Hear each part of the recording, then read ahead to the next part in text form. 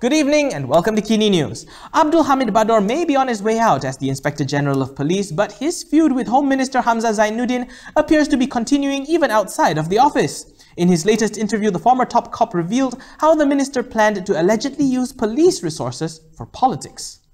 Former Inspector General of Police Abdul Hamid Bador has claimed that Home Minister Hamzah Zainudin tried to appoint his favoured candidate to lead the special branch. In an interview with MalaysiaGazette, Hamid said that this came after the Police Intelligence Unit snubbed the minister's request to conduct political operations. The revelation came amid Hamzah's own admission that he was the person in a leaked audio recording that had discussed key appointments in the police force. In the interview, Hamid had said that he was not the only one who had problems with the Home Minister. The special branch had also been unhappy with his actions since a year ago. He said that he had been informed that the MDN, or Menteri Dalam Negeri, forced the special branch to conduct a number of operations for his own political purpose. According to the report, Hamid said that the special branch had rejected Hamzah's request to participate in the operation and reported him to Prime Minister Muhyiddin Yassin. He added that the Prime Minister had agreed that the special branch should not be doing political work, which enraged Hamzah, who was then said to have arranged for his boy to lead the special branch. According to Hamid, the matter was again brought to the Prime Minister, who then instructed for the Special Branch Chief Muhammad Farid Abu Hassan, who was appointed in June 2019, to be retained. Malaysia Kini has reached out to Hamzah's press secretary for a response. Ibrahim Ali and his NGO lodged a police report with the Malaysian Anti-Corruption Commission today over the allegations made by Hamid Bador so that they can be investigated. And Ibrahim wasn't the only one who did this, because Harapan leaders also went and lodged police reports. Several Pakatan Harapan MPs lodged a police report over claims by former Inspector General of Police Abdul Hamid Bador that there was interference from Home Minister Hamzah Zainudin in the police force.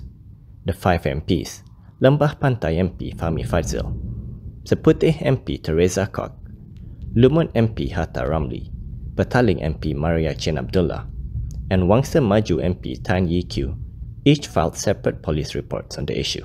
Fahmi said that the allegations by the ex-IGP were a serious matter and had to be investigated. Kami melihat ini adalah satu perkara yang amat serius dan luahan daripada mantan Ketua Polis Negara ini tidak boleh kita ambil lewa. Kita pohon malah juga Perdana Menteri Tan Sri Muhyiddin Yassin segera menyatakan pendirian beliau. Beliau saya lihat tidak mahu bercakap banyak, tapi dalam isu ini the chief of the police force has come out to say something very serious. Dan dalam sidang media itu, Tan Sri Abdul Hamid juga telah menyatakan beliau telah membawa perkara ini kepada Perdana Menteri. Maka kami juga mohon Perdana Menteri untuk memberikan penjelasan adakah benar Tan Sri Hamid telah bertemu beliau berkenaan perkara ini dan apakah tindakan yang akan beliau ambil terhadap individu-individu yang dimaksudkan oleh mantan Ketua Polis Negara. Fahmi added that if no action was taken, it would be an injustice to the police force. He said the Harapan leaders would also hold a meeting to push the government to form a Royal Commission of Inquiry to probe the claims. As the DAP gears up for its party polls next month, DAP Organising Secretary Anthony Loke believes diversity in the party shouldn't be seen as a problem. Now, if you'd like to see the full video of the interview, don't worry, we're not hiding it behind a paywall. You can head to our website. And if you'd like to see more interviews just like these, you can check the description below and consider a donation to us so that we can bring you even more great content. In this debate of so-called Chinese chauvinists and English chauvinists, it's not a labeling about the ethnicity, but more about their mindset, the Chinese, the background, and so on. Of course, there are two. I mean, this so-called debate revolve around two major groups in the DAP: those who are English educated and those who are Chinese educated. But DAP is more than that. DAP is not just about Chinese educated or English educated. They are Chinese who are Chinese educated, English educated, as well as Malay educated, like myself. And where do I fit? I am neither Chinese. What I call it, Huasa or I'm neither Huasa or Yingsa. I'm neither this group or that group. I think it's unhealthy to label DAP members or DAP leaders in such a grouping. We must be able to think like Malaysians, and we must be able to appreciate each other, that even though we have different background, different cultural background, different educational background, we should not be labeled each other as such. And we should celebrate the diversity in the DAP. Traditionally, when Barisan Nasional was in power, the AMNO president was always the Prime Minister. However, according to an AMNO veteran, times have changed. AMNO veteran Shahriar Abdul Samad said his party must move away from the tradition of the AMNO president becoming their candidate for Prime Minister.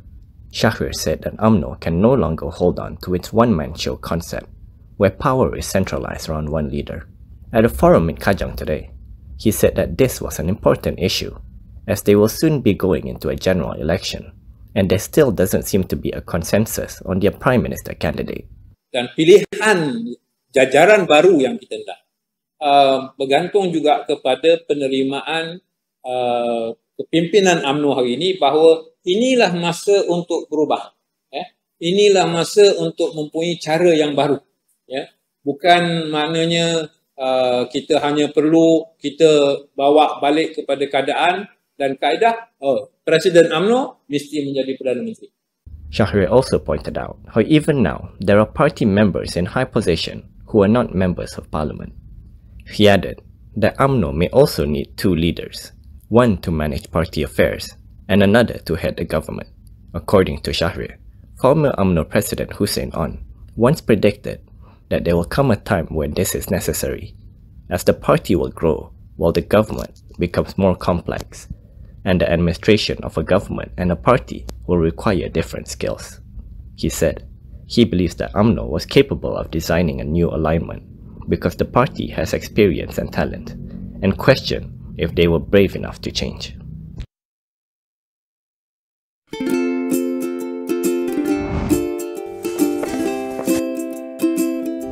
Shellfish, red meat, and beer.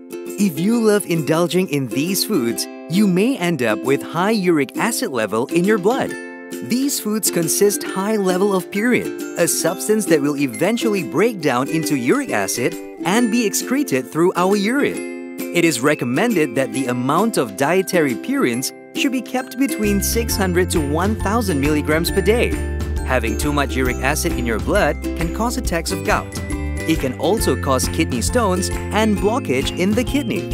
The crystallization of the excessive uric acid in your blood can be eased by reducing purine-rich food to only 100 to 150 milligrams daily, maintaining a healthy lifestyle, and consuming urinary alkalinizer like Ural. It consists of sodium bicarbonate, citric acid, and sodium citrate that increases the urinary pH and solubility of uric acid to prevent crystallization. Best of all, it's lemon-flavored and sugar-free. Ural, effective urinary alkalinizer. Neutralize your uric acid problem now.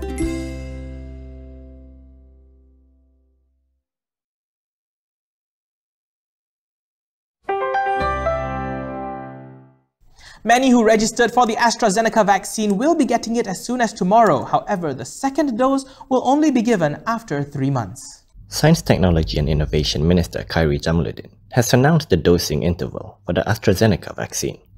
In a post on Twitter today, he said the dosing interval has been set at 12 weeks.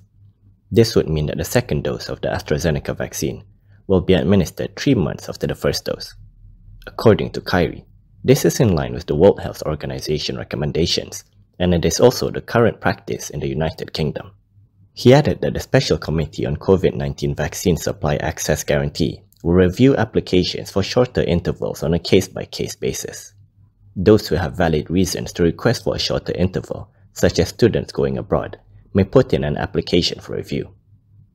The registration for the 268,800 AstraZeneca vaccine was open from noon on May 2nd and was snapped up in less than 4 hours. The government had decided to offer the AstraZeneca vaccine on a voluntary basis due to vaccine hesitancy over the British-manufactured vaccine. Yesterday, Khairi said that the public confidence in the national COVID-19 immunization program has been boosted after the government removed the AstraZeneca vaccine and made it an opt-in choice for the public. He also revealed that another 1.1 million doses of the vaccine should be arriving in Malaysia this month from the COVID-19 Vaccines Global Access or COVAX, with another 610,000 doses directly from AstraZeneca in June, 410,000 doses in July, as well as 1.2 million doses arriving in August and September. With the steady supply of AstraZeneca vaccine, as well as the success of the opt-in program registration, Khairi said the government will be rolling out the program to other parts of the country. That's a wrap for Kini News this evening. For more stories, go to kinitv.com. Don't forget, you can also follow us on Instagram, Twitter, YouTube and Facebook to get the latest news updates. If you would like to support the independent media, please do consider a subscription to MalaysiaKini.com. Over 50 supporters have donated to Kini TV in the last 2 weeks, and we would like to sincerely thank you because your money is keeping our operations going nice and strong. You can always check the link in the description below, which is kinitv.com/donation-en. Once again, that's kinitv.com/donation-en to make a contribution. Or you can send it to someone whom you think may be interested in supporting the free media. Don't forget to leave a comment to tell us what kind of stories you would like Kini TV to do more of. If you're heading out, don't forget your mask, and when you can, still do try to stay home. We've probably got a PKP 3.0 on the way, but we can fight this together and we can win this together. I'm Daniel Anthony, thank you for watching, and as always, stay safe Malaysia.